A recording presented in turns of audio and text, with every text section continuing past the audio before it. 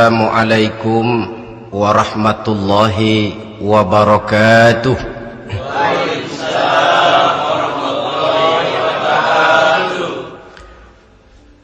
Alhamdulillahi rabbil alamin. Wassalatu wassalamu ala ashrafil anbiya'i wal mursalin Sayyidina wa maulana Muhammadin wa ala alihi wa ashabihil mujahidin at-tahirin, amma ba'd. Saudara hadirin kaum muslimin rahimakumullah. Sebagai yang kita maklum bahwa Islam bertujuan memelihara kemuliaan manusia yang diciptakan fi ahsani taqwim, dalam bentuk yang paling sempurna. Arak atau minuman keras jelas merupakan hal yang merusak dari berbagai aspek kehidupan, entah kesehatan tubuh, entah pertumbuhan akal, ketentraman rumah tangga, ketentraman masyarakat, bangsa dan negara. Cobalah sejenak kita adakan penyelidikan. Kalau masuk kita ke dalam penjara, melihat sel-sel di sana, berapa banyak yang mendekam di sel karena urusan minuman keras. Masuk kita ke rumah sakit, berapa banyak yang dirawat akibat minuman keras, akibat stres yang dialaminya. Berapa banyak rumah tangga berantakan, berapa banyak pembunuhan terjadi, pemerkosaan terjadi akibat daripada minuman keras ini. Yang paling ironi kalau dia sudah menyerang anak-anak muda kita. Padahal kita tahu remaja pemuda adalah bentuk miniatur daripada kehidupan suatu bangsa. Akan bagaimana warna Indonesia 20, 30, 40 tahun yang akan datang, remaja dan pemuda kita jawabannya. Bahkan dari segi agama pun, akan bagaimana warna Islam di Indonesia 20, 30 tahun yang akan datang, remaja itu pula jawabannya.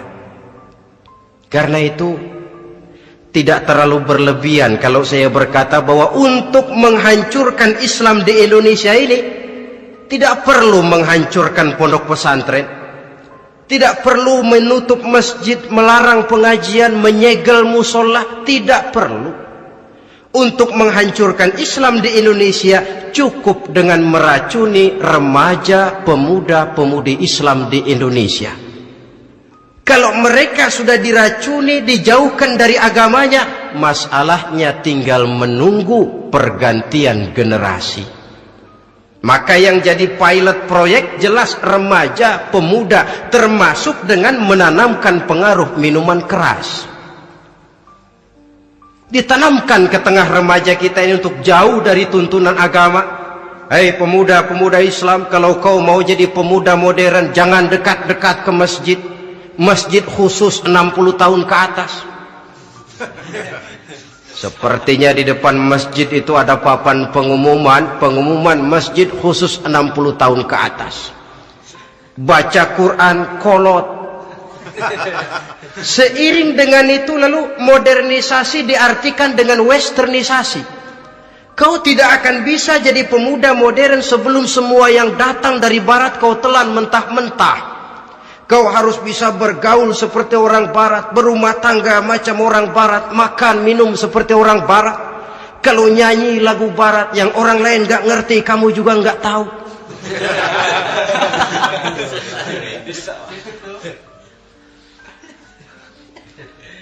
Anutlah itu free love yang pada gilirannya akan mengarah kepada free sex alias samenleven. Isaplah itu ganja, morfin, narkotik. Jikalau sudah terlena kita dengan itu, maka kehancuran suatu bangsa sesungguhnya sudah dimulai.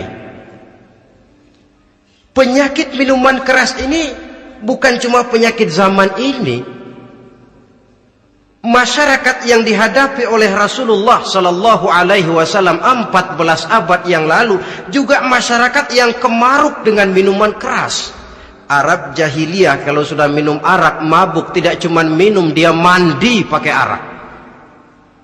Sistem pendidikan yang disampaikan Islam bijaksana. Mula-mula diberikan gambaran bahwa arak itu walaupun ada manfaatnya tapi ada bahayanya, dan bahayanya jauh lebih besar daripada manfaatnya. Tahap kedua diberikan pesan jangan mendekati solat dalam keadaan mabuk. Padahal solat 1 hari 1 malam 5 kali, artinya makin jauh saja dia dari arak itu. Pada saat kondisi iman sudah memungkinkan, barulah turun vonis bahwa arak itu najis, perbuatan setan, jauhi. Yang ironi yang saya katakan tadi, racun mereknya madu. Kadang-kadang kita dibuai dengan iklan yang tidak mendidik. Saya pernah lihat ada iklan misalnya, Anda ingin modern, majulah bersama minuman ini. Atau minuman ini lambang pergaulan dunia yang maju. Modern diukur dari minuman. Yang jadi korban akhirnya remaja dan pemuda-pemudi kita. Saya teringat satu analisa dari Rasulullah sallallahu alaihi wasallam.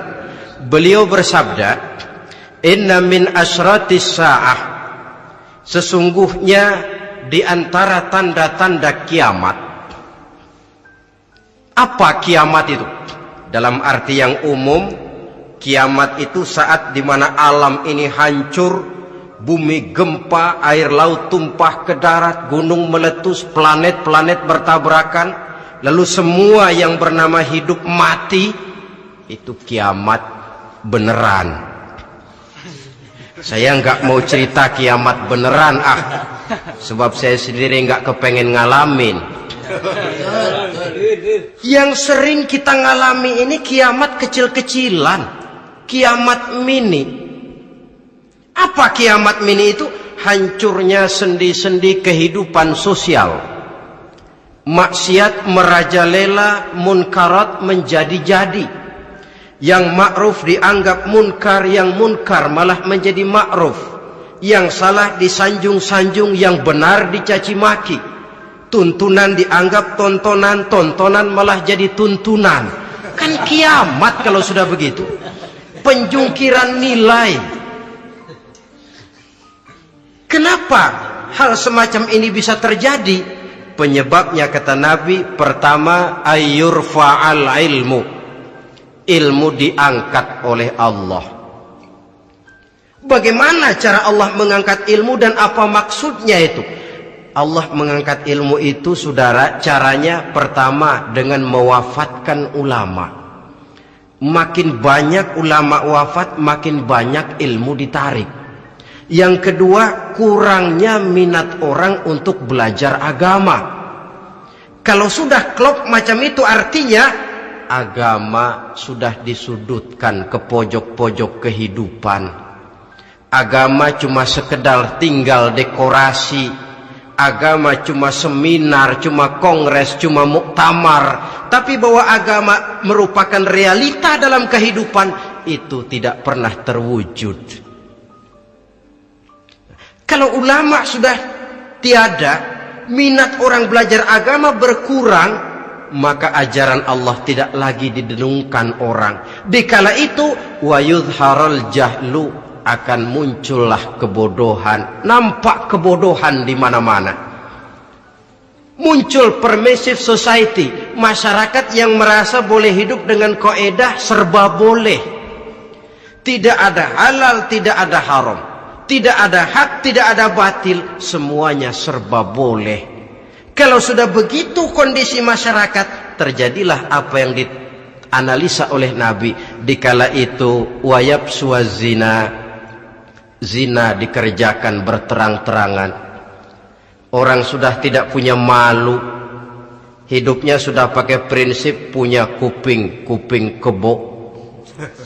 Punya muka, muka tembok. Punya kulit, kulit badak. Kalau juga dikasih tahu, malu dong kau tinggal serumah belum nikah. Malu sama siapa? Masyarakat. Allah, masyarakat cuek aja.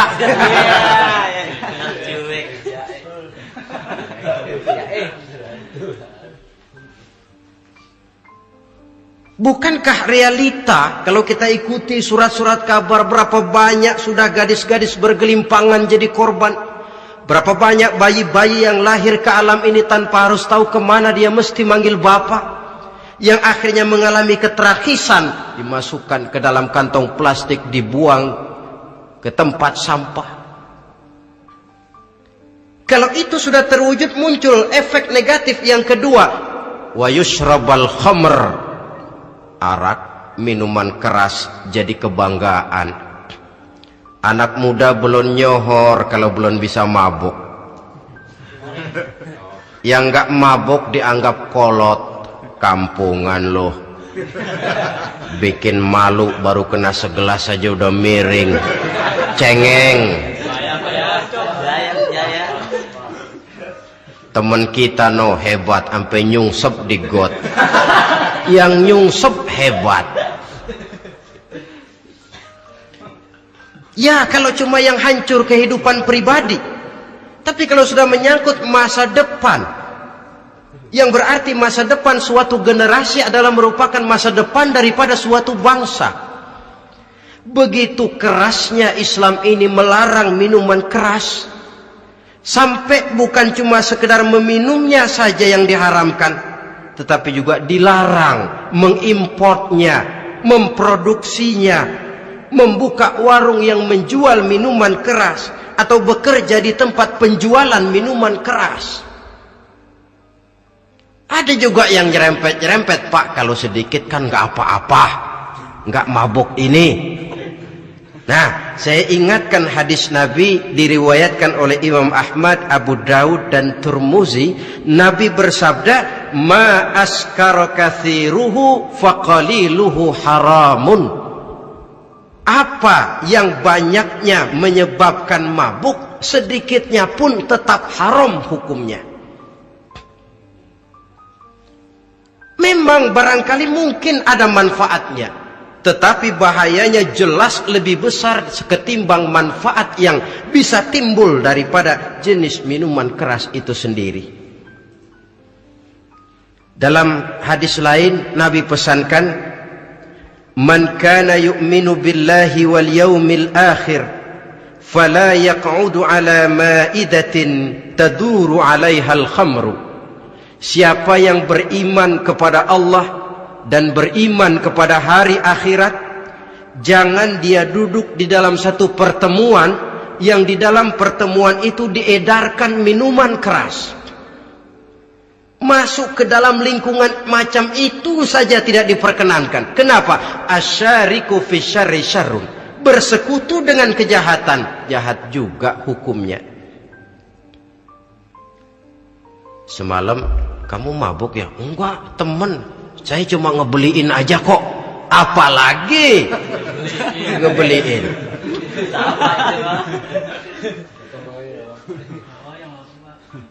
Sebab apa? Dalam keadaan mabuk, orang tidak lagi bisa berpikir secara logik. Daya kontrol hilang, artinya perbuatan sudah tidak terkontrol lagi. Yang pertama. Yang kedua, IQ tidak akan tumbuh dan berkembang secara normal seperti yang kita harapkan. Yang ketiga, harga diri akan runtuh, hancur di tengah masyarakat. Bayangkan kalau tengah malam kita digotong orang, diantar ke rumah kita. Dengan kondisi macam itu masih punya muka kita untuk tegak di tengah masyarakat. Masih punya harapan kita untuk tumbuh menjadi pemimpin, sementara orang terkenang, ini kan yang kemarin malam gua gotong, dia lagi mabuk. Harga diri, kepribadian. Jangan lupa saudara, kita hidup di tengah masyarakat.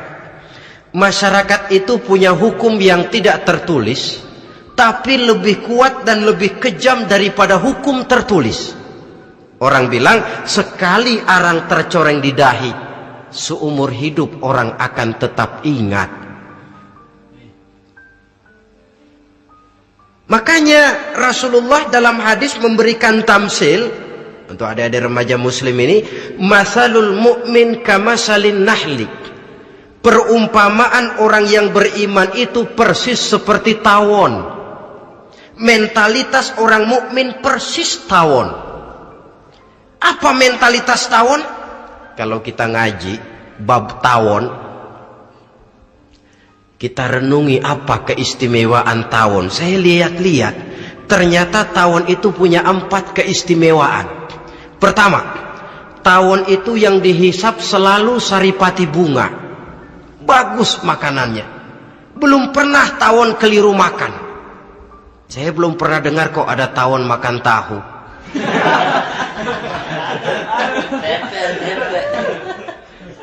Yang dimakan selalu saripati bunga. Artinya apa? Orang mukmin perutnya itu perut selektif. Yang dimakan yang baik-baik, yang diminum yang baik-baik. Yang baik menurut agama itu adalah yang halal, thayyibat. Perutnya selektif, bukan perut asbak. Kalau asbak puntung apa saja masuk ke dalamnya. Tapi mukmin perutnya ini selektif. Daging kambing masuk, tahu masuk, kangkung masuk, kodok minggir, air kelapa minum, kopi minum. Tapi kalau sudah berbau minuman keras, minggir. Sebab apa? Makanan dan minuman yang kita masukkan ke dalam perut besar ini akan digiling dalam perut besar, akan melahirkan energi, menggerakkan sel-sel pembuluh saraf. Kalau makanan dan minuman itu terdiri dari yang haram, energi yang ditimbulkan olehnya energi yang haram, mempengaruhi sel-sel pembuluh saraf. Orang akan cenderung berpikir yang haram kalau terlalu sering memakan makanan haram. Kalau sudah berpikir kepada yang haram, perbuatan pun akan mengarah kepada yang haram juga. Contoh kecil aja dah, ada nggak maling mikirin majelis taklim? Karena yang dimakan lebih banyak yang haram, yang dipikir paling-paling nanti malam rumah siapa lagi nih ya? Sudah mengarah ke sana.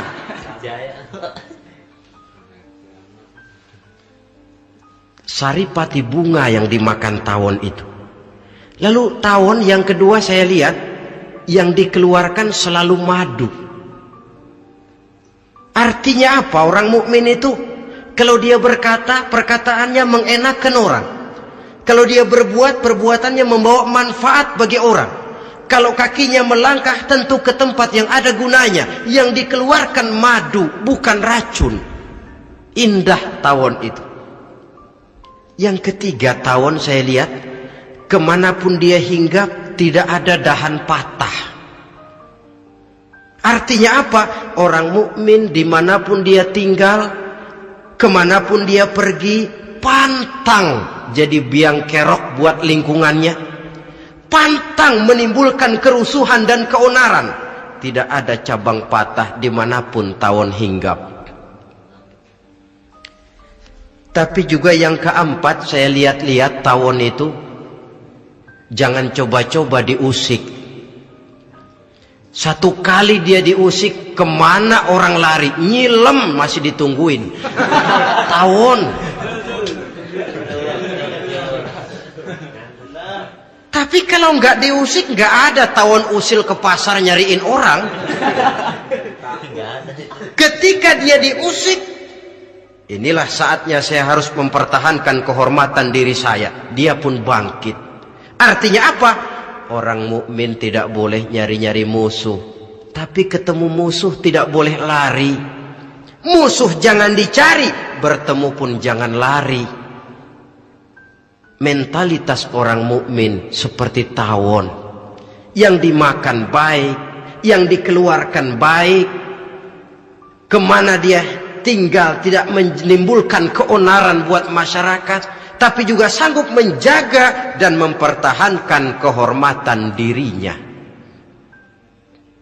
Kalau konteksnya dengan masalah yang sedang kita bicarakan, minuman keras, saya katakan tadi kita kadang-kadang salah pilih, tertipu oleh racun yang bermerek madu. Ada minuman empuk, nyari yang keras. Salah pilih. Ketahuan orang bikin pel buat anjing, manusia yang nelen. Akhirnya miring kayak anjing. Saudara, mari kita renungi An-Nisa ayat 140.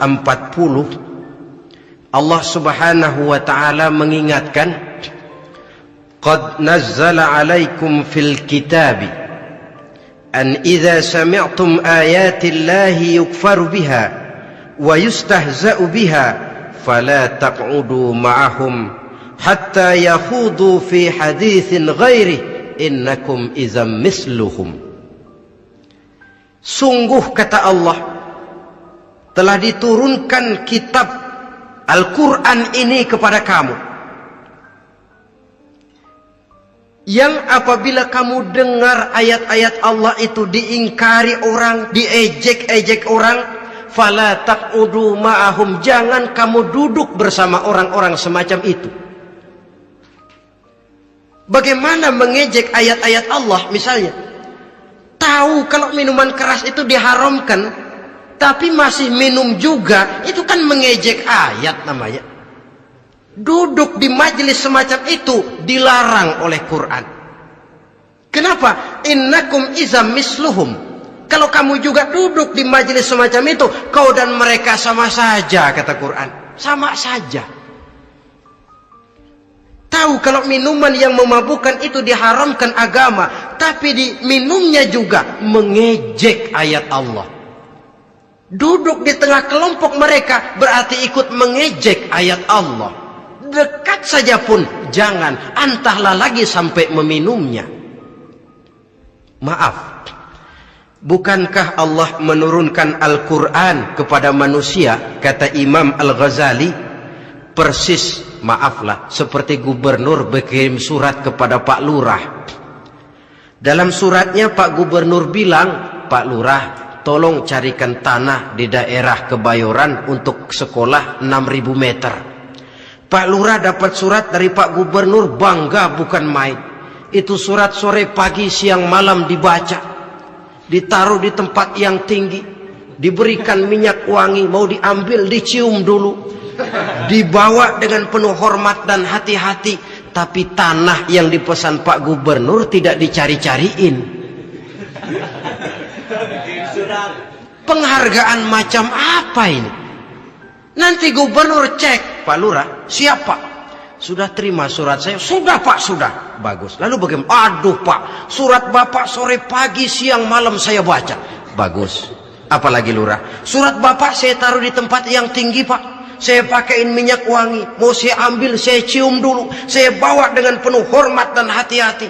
Bagus Lurah, kau memang hormat sama atasan. Cuman Lurah, tanahnya udah dicariin belum? Nah yang itu belum tuh Pak. Belum. Kata gubernur, bagus Lurah, besok berhenti lo ya.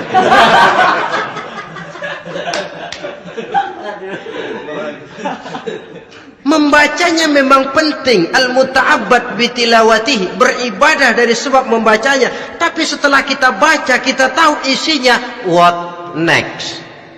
Mau apa kita dengan isinya itu? Jangan yang kita baca kita injak-injak. Itulah ironinya, bagaimana Quran itu mau membawa keberkahan dalam hidup ini, kalau yang kita baca sering kita injak-injak. Dalam kehidupan kita baca ayat, wa ahallallahu al-bai'a wa harramar riba. Allah halalkan jual beli, Allah haramkan riba, tapi renten ditelan terus.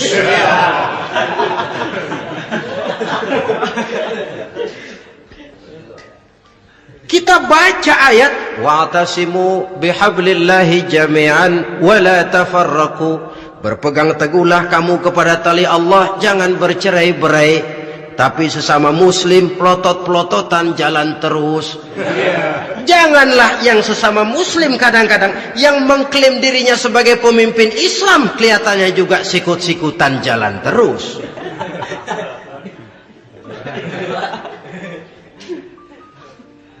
Sehingga tidak heran kalau orang bilang di bawah ngamalin ayat kursi, sudah sampai di atas ayat hilang, tinggal kursi saja yang diamalin. Ironi dan menyedihkan. Perjalanan panjang memang saatnya kita menunggal dengan Al-Quran ini. Tetapi prosesnya memang harus kita mulai dari sekarang.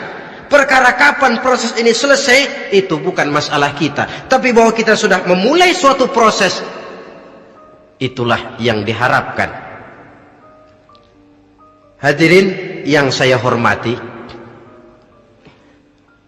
oleh karena kerasnya peringatan Islam terhadap minuman keras, pernah satu hari seorang lapor kepada Khalifah Umar bin Abdul Aziz bahwa ada sekelompok orang berkumpul meminum minuman keras. Kata Khalifah Umar bin Abdul Aziz, dera mereka, hukum, cepat. Ya Khalifah, kenapa? Di tengah mereka ada juga orang yang Ramadan biasa puasa. Begitu, iya, yang biasa puasa duluan hukum. Kenapa? Mengerti memang lebih besar resikonya daripada tidak mengerti. Kalau yang tidak mengerti dilatar belakangi oleh kebodohan, barangkali masih bisa ditolerir, masih bisa dimaklumi. Ini toh sudah tahu mau puasa, kenapa berkumpul di majelis yang ada minuman keras? Tapi memang kelompok ini kan memang selalu ada. Kita lihat dalam masyarakat itu kan ada 4 kelas itu. Pertama, ada orang yang tahu perintah dan tahu larangan. Ini the first class, kelompok terbaik. Perintah tahu dia kerjakan, larangan tahu dia jauhi. Ini orang terbaik. Yang kedua, ada orang tahu perintah tapi tidak tahu larangan. Perintah tahu, larangan tidak tahu. Sholat mau, puasa mau, zakat fitrah bayar, nyolong mau, mabuk ayo. Perintah tahu tapi larangan tidak tahu, akhirnya semua dikerjain. Barangkali yang rada bingung malaikat bagaimana nyatatnya ini, kotor absen. Gelas yang ada di hadapan saya ini, kalau semua diisi air putih macam ini, kan jelas bisa diminum orang.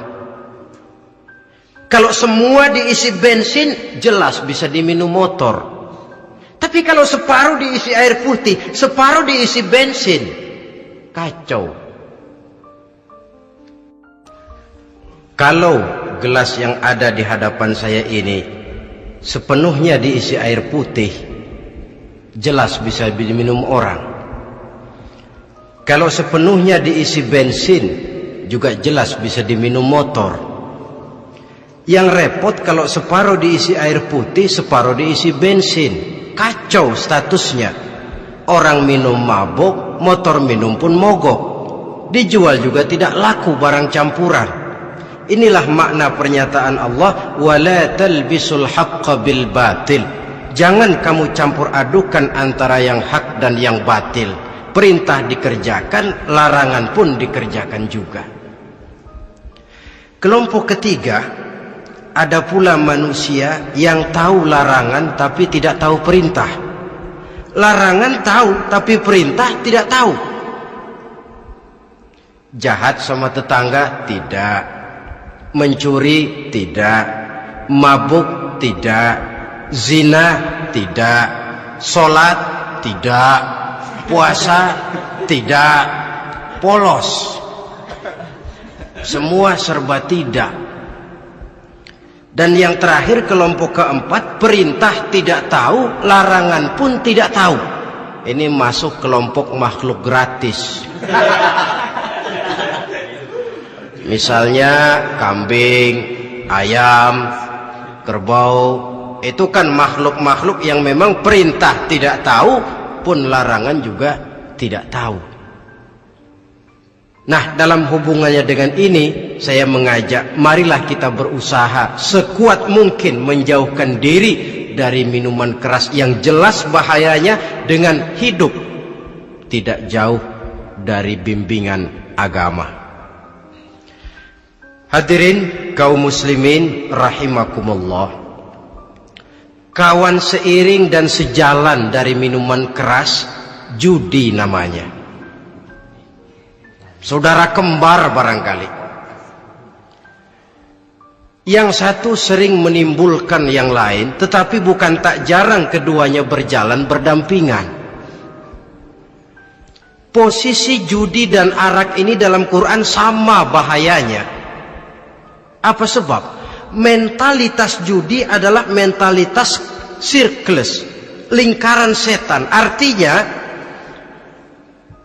yang menang biasanya ketagihan, yang kalah biasanya penasaran.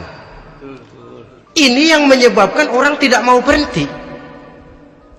Kalau dia menang, dia ingin mencoba untuk menang dalam jumlah yang jauh lebih besar lagi. Kalau dia kalah, dia penasaran, kenapa hari ini kalah? Barangkali sial, besok malam saya tebus. Mental semacam ini memang sulit untuk berhenti. Kenapa judi diharamkan dalam Islam? Pertama, seorang muslim di dalam berusaha mencari harta, dia harus mengikuti sunnatullah. Kata kita orang muslim, hukum alam kata orang sekarang, natural of law bahasa kerennya. Berusaha menurut hukum kausal, memasuki rumah dari pintunya, menunggu suatu akibat dari sebab yang kita lakukan. Bahwa kalau begini mesti begitu. Karena kita memang terikat oleh permainan yang disebut hukum alam ini. Hidup bukan undian. Jangan mengharap untung besar tanpa mau peras keringat. Satu pagi Khalifah Umar bin Khattab radhiyallahu an masuk ke masjid. Beliau lihat ada orang sedang berdoa khusyuk betul. Ditunggunya 2 menit, 3 menit, sampai 10 menit lebih belum juga selesai. Agak lama orang itu berdoa. Selesai berdoa, dihampiri orang itu oleh Sayyidina Umar. Beliau tanya, saudara, lagi apa tadi itu? Berdoa ya Khalifah. Minta kepada Allah? Tentu minta kepada Allah. Minta apa kamu? Minta rezeki. Sudah lama? Dari tadi habis sembahyang subuh. Dapat? Belum. Ya memang kata Sayyidina Umar, inna sama la tumtiru zahaban wala fiddatan. Langit itu tidak mungkin akan menghujankan emas, tidak mungkin pula menghujankan perak. Jadi orang dilarang duduk bermalas-malas menunggu keajaiban yang datang dari langit. Karena memang hidup ini bukan undian. Jadi jangan mengharap untung besar tanpa mau peras keringat. Di dalam berusaha kita terikat oleh sunnatullah. Kalau begini sebab penyebabnya, akan begini akibat yang ditimbulkannya. Yang kedua, Islam menjadikan harta manusia itu sebagai benda berharga yang dilindungi. Mengambilnya dengan judi termasuk memakan harta orang lain dengan cara yang batil. Yang ketiga, judi itu sendiri dapat menimbulkan permusuhan dan pertentangan antara para pemain itu sendiri. Meskipun kelihatannya kompak duduk dalam satu meja yang saling berhadap-hadapan, yang kalah kelihatannya pasrah, tetapi kan itu cuma kulit permukaan. Batinnya bagaimanapun juga yang kalah itu tetap mendendam. Sedangkan yang kalah di samping mendendam juga mengomel, mencaci mungkin ya lawan bermainnya, ya mungkin juga dirinya sendiri. Dan yang keempat, judi itu merusak aktivitas hidup, membuat orang membuang waktu dengan tidak terasa, dan yang pada gilirannya melupakan orang kepada tanggung jawab. Wah, kalau sudah memegang kartu, konon kabarnya, saya sendiri alhamdulillah belum pernah, lupalah orang anak, lupalah orang kepada istri, lupalah orang kepada tanggung jawab. Waktu pun berlalu tanpa terasa. Apalagi kalau sudah diiming-iming oleh gambaran akan memperoleh keuntungan yang besar. Termasuk di dalam judi itu undian, apapun namanya. Yang usaha ke arah ini seharusnya tidak dipermudah, walaupun dengan embel-embel dana kemanusiaan, sumbangan sosial.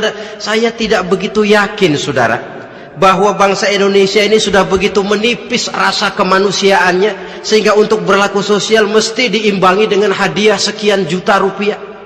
Saya tidak percaya bahwa umat Islam di Indonesia sudah begitu tipis rasa kasih sayangnya kepada sesama sehingga sulit mengeluarkan bantuan kalau tidak diimbangi dengan hadiah yang sekian puluh juta rupiah.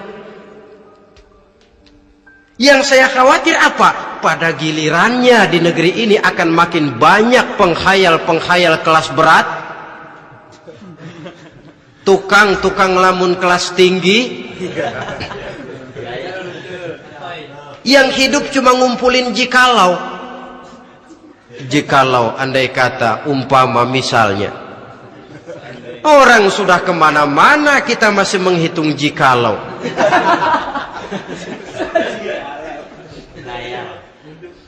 Orang boleh saja mengharap burung terbang tinggi, tapi punai di tangan jangan dulu dilepas. Artinya idealisme silahkan terbang setinggi langit, tapi kaki harus tetap berpijak di alam realita. Bahwa memang lebih baik makan singkong dalam kenyataan daripada makan roti tapi ngimpi.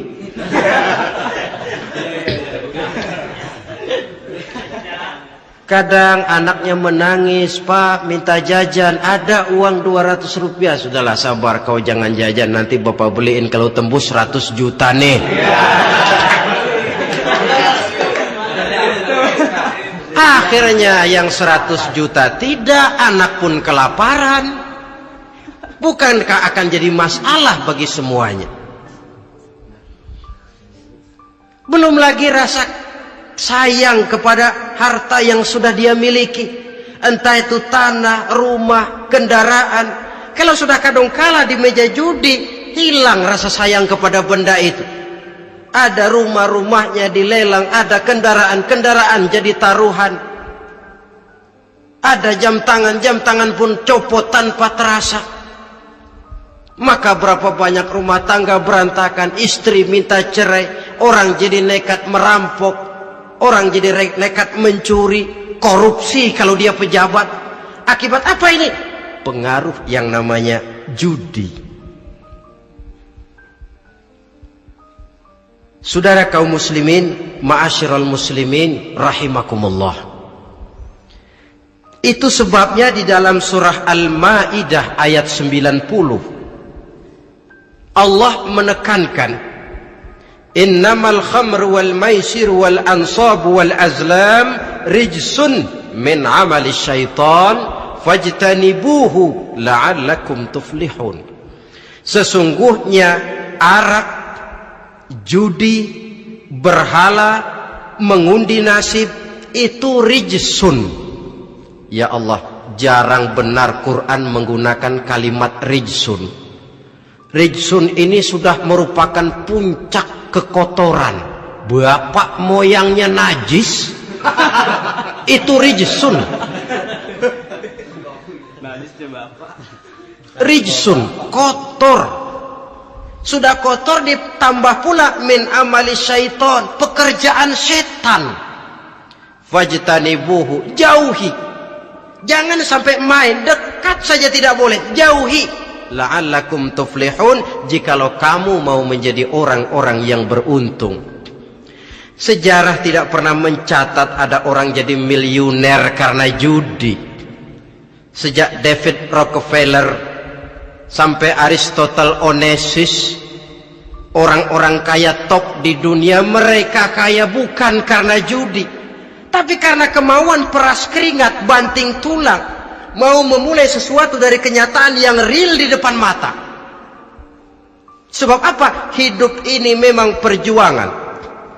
Janganlah kita ingin hidup dengan satu prestasi, ingin tetap hidup seperti apa adanya sekarang ini saja, toh kita harus berjuang. Apalagi ingin hidup lebih baik, lebih terhormat, lebih mudah. Hidup perjuangan. Perjuangan berarti pengorbanan. Berani hidup artinya berani berjuang. Berani berjuang maksudnya rela berkorban. Takut berkorban, jangan berjuang. Tidak mau berjuang, berhenti hidup.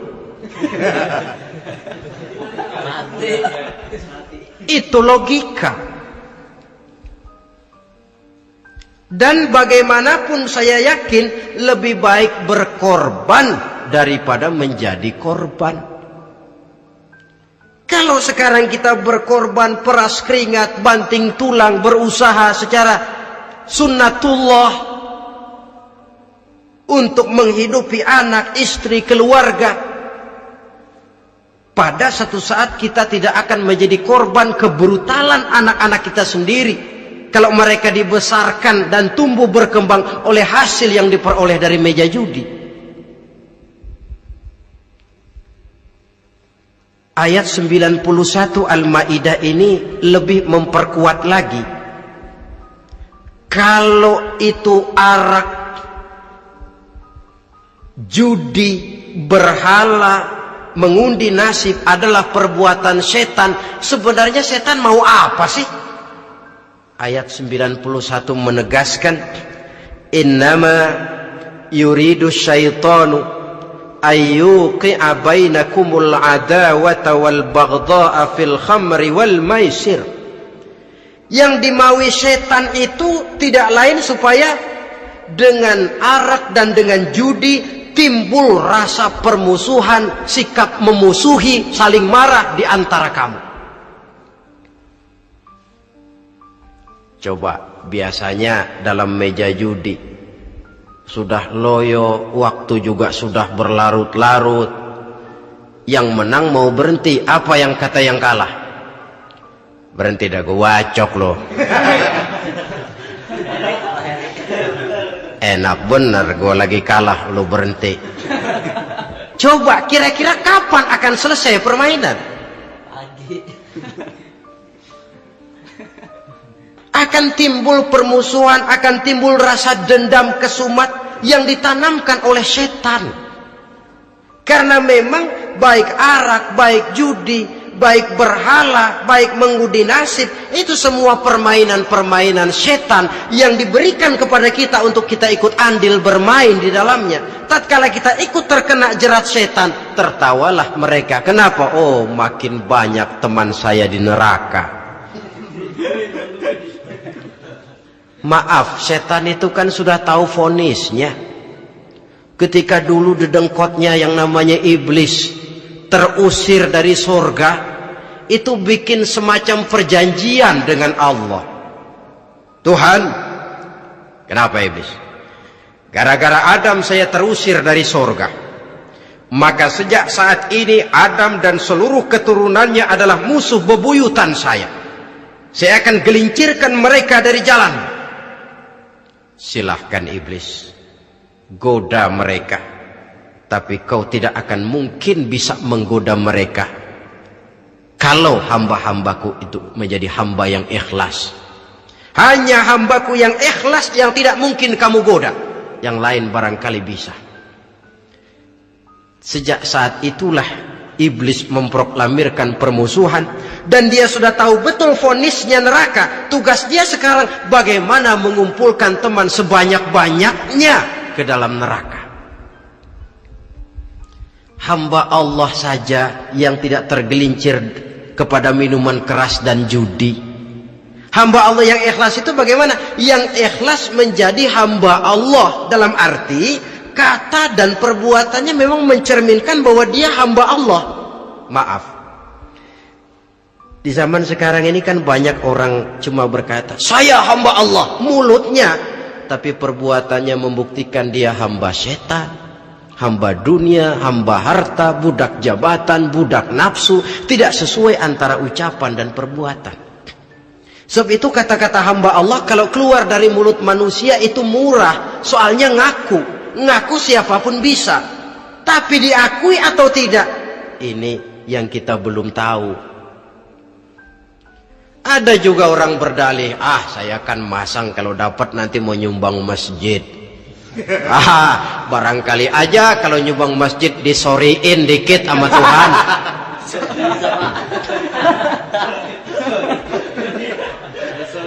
Apa bisa begitu? Saudara, kita tidak mungkin mencuci kain dengan air najis. Innallaha thayyibun, kata Nabi, la yaqbalu illa thayyiba. Allah itu baik dan hanya menerima yang baik. Bahwa dalam Islam tujuan yang baik harus dicapai dengan prosedur yang baik. Bahwa niat menyumbang masjid bagus, tapi hasil daripada judi atau undian tidak akan menyampaikan kita kepada tujuan itu. Tidak boleh mencuri kain walaupun niatnya untuk sholat. Kalau nyolong kain niatnya buat sembahyang, dimaafin kali. Walaupun sholatnya sah, mencuri kainnya tetap saja dosa. Islam tidak menghalalkan segala cara untuk mencapai suatu tujuan. Bahwa tujuan yang baik harus dicapai dengan cara yang baik juga. Dan penyakit judi ini juga bukan penyakit baru. Sejak dulu masa jahiliyah, judi mereka, saya kira kalau Las Vegas, kota judi Amerika saja barangkali masih kalah dengan cara judi jahiliyah dulu. Mereka kalau sudah judi itu uang. Habis uang, ada punya tanah pasang, taruhan. Habis tanah, ada rumah, rumahnya dipasang. Apalagi yang ada? Ternak unta dipertaruhkan. Harta habis, rumah ludes, kebun binasa, ada istri juga dipasangin. Judi.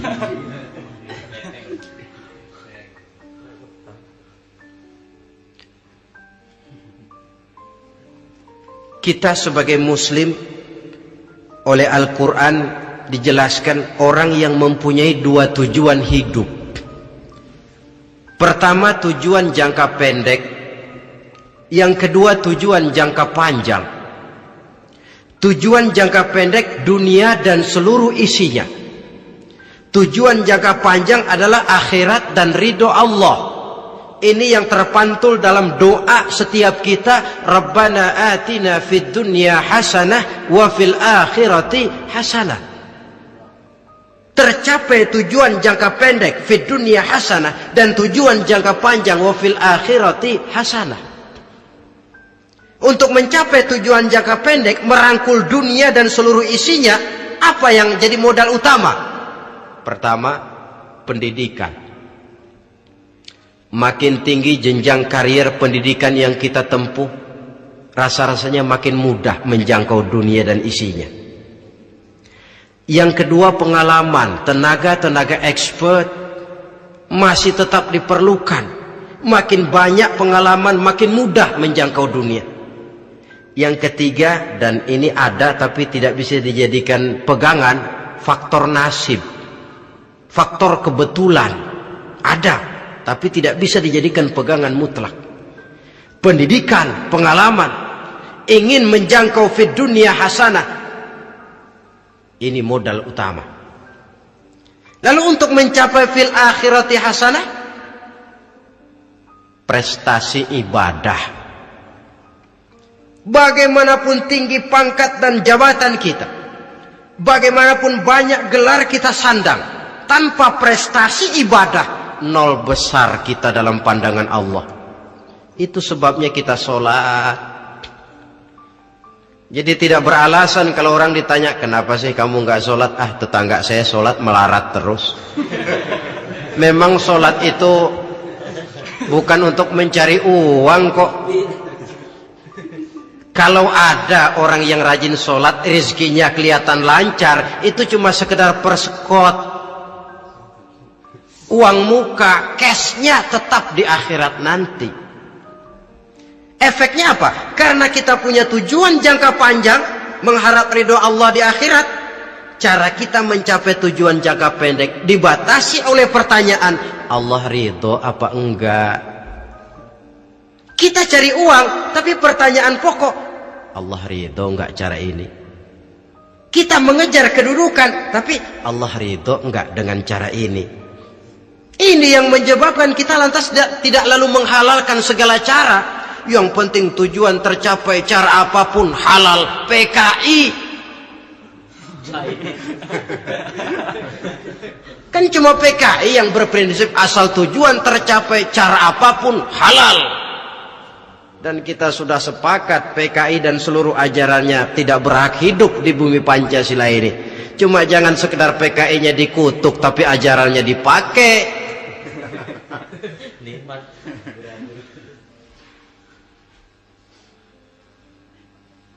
Nah, untuk mencapai dua tujuan ini,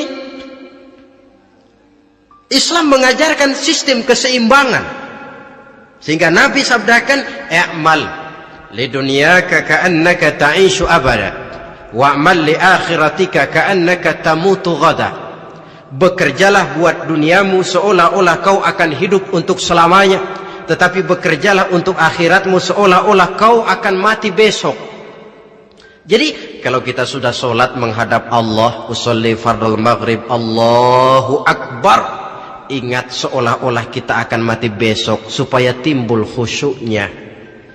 Tapi kalau kita sudah bekerja, kuliah, bekerja, belajar di tempat tugas, ingat seolah-olah kita akan hidup selamanya supaya timbul gairah kerja. Jangan dibalik. Di kantor ingat mati, lemas terus. Ngapain kerja sungguh-sungguh bakalan mati. Lagi sholat ingat Duta Merlin, Altiron Plaza, ya kacau. Salah pasang, tidak pada tempatnya. Untuk mencapai fid dunya hasanah ini, Islam mengajarkan tempuh jalur yang mengikuti sunnatullah. Itu yang dihargai oleh agama. Terikat oleh hukum kausal bahwa kalau ini yang saya usahakan hasilnya akan begini.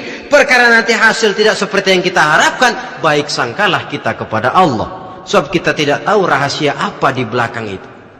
Kadang orang mengeluh, habis saya rajin sholat tapi rezeki seret, berhenti aja dah. Kita tidak tahu rahasia di belakang itu. Pernah hadirin, satu hari seorang petani, dia selesai bekerja di ladang, istirahat. Dia tidur di bawah sebuah pohon beringin. Di sebelah pohon beringin itu ada pohon labu. Dia berpikir, kalau saya lihat-lihat Tuhan nggak adil katanya. Masa pohon beringin pohonnya besar, buahnya kecil. Pohon labu pohonnya kecil, buahnya gede. Tuhan bukan arsitek ulung ini.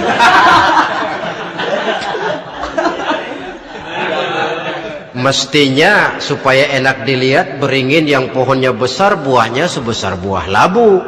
Pohon labu yang pohonnya kecil buahnya kecil saja sebesar buah beringin. Tidak adil Tuhan. Baru dia selesai berpikir Tuhan tidak adil, jatuh sebutir buah beringin tepat menimpa hidungnya. Dia terkejut. Astagfirullahalazim. Kalau begitu saya sadar katanya, Tuhan benar-benar adil. Coba kalau buah beringin segede buah labu, waduh kayak apa muka saya ini.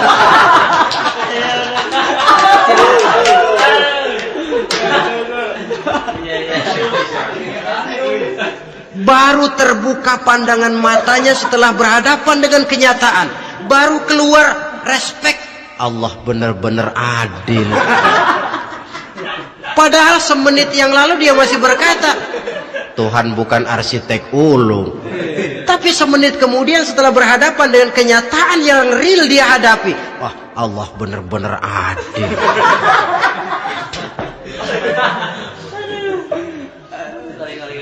Itulah kehidupan ini.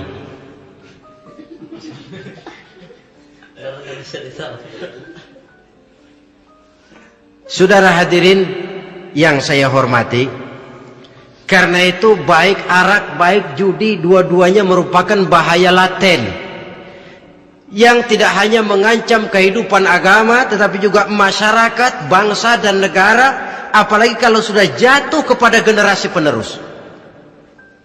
Dan yang bagaimanapun juga saya berpikir sebenarnya remaja, pemuda, pemudi kita cuma korban dari suatu sistem. Sebab ini merupakan tanggung jawab bersama. Ulama mubalik macam saya paling wewenangnya cuma ngomong. Yang punya SK untuk memberhentikan pabrik minuman keras itu kan Menteri Perindustrian. Tangan-tangan eksekutif. Sehingga kalau Nabi katakan, man ra'a minkum munkaran falyughayyir biyadihi wa illam yastati' fa bilisanihi wa illam yastati' fa biqalbihi. Apabila salah seorang kamu melihat suatu kemunkaran, termasuk minuman keras dan judi di dalamnya, rubah itu. Dengan cara apa? Kalau kau mampu dengan tangan, artinya power, kekuatan. Kalau dengan tangan tidak mampu, wah ini orang kalau gue pukul gue yang melintir nih. Umpamanya fabilisani, dengan lidah ngomong. Mas, saya senang sampean tinggal di sini, kampung kami tambah warga, tapi tolonglah jangan bawa pengaruh yang tidak baik.